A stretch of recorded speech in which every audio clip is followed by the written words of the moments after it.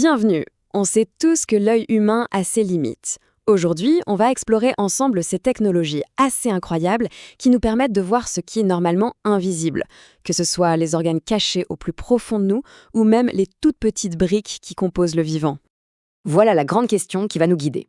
Comment l'humanité a-t-elle fait pour apprendre à voir au-delà de ses propres yeux? De l'infiniment grand à l'infiniment petit, découvrons ensemble les technologies qui ont rendu tout ça possible.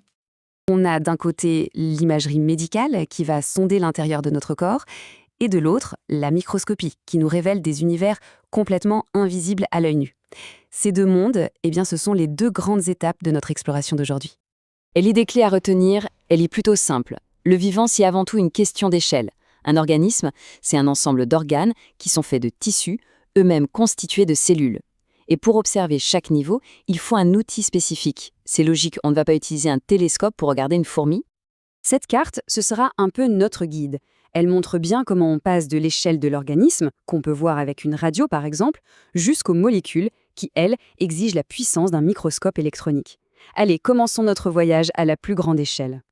Notre première étape nous emmène donc à l'intérieur du corps humain. On va aller voir de plus près les organes et les tissus.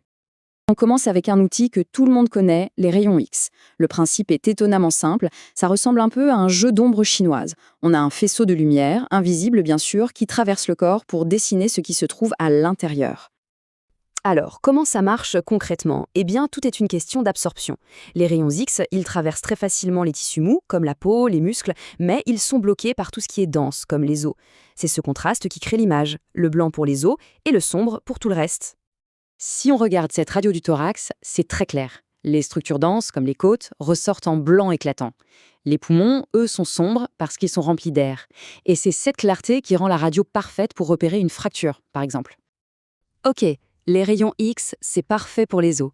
Mais pour les tissus mous, et surtout, si on veut les voir en mouvement. C'est là qu'une autre technologie entre en jeu, une technologie totalement sûre, non invasive, l'échographie. Là, le principe est complètement différent. On oublie les rayons, on utilise le son. Une sonde envoie des ultrasons dans le corps, ces ondes vont rebondir sur les organes, un peu comme un écho dans une montagne, et cet écho est ensuite transformé en image par un ordinateur. Le gros avantage, c'est que l'image est dynamique, elle est en temps réel. L'exemple le plus connu et sans doute le plus émouvant, c'est le suivi d'un fœtus pendant la grossesse. On peut voir son cœur battre, ses petits mouvements, et tout ça en parfaite sécurité. Donc pour résumer, le choix de l'outil dépend vraiment de ce qu'on cherche à voir. Pour une fracture, on choisit la radiographie avec son image bien fixe des os. Pour observer le fonctionnement d'un organe ou un fœtus, on préfère l'échographie et son image dynamique des tissus mous. Deux outils, deux objectifs bien distincts. Allez, maintenant, on change complètement d'échelle. On quitte les organes pour zoomer encore plus loin sur leurs composants de base, les cellules. Pour voir ces briques élémentaires, l'imagerie médicale ne suffit plus du tout. Il nous faut des outils capables de grossir des objets des centaines ou même des milliers de fois. On entre dans le monde de la microscopie. L'instrument de base, c'est le microscope optique, qu'on appelle aussi photonique. Son principe, on utilise la lumière qui traverse un échantillon pour créer une image très agrandie. C'est ce qui nous permet de voir clairement une cellule, comme celle qu'on peut prélever à l'intérieur de notre joue. Le microscope optique, c'est puissant, oui, mais même la lumière a ses limites. Pour voir des détails encore plus fins, il a fallu inventer une machine beaucoup plus puissante.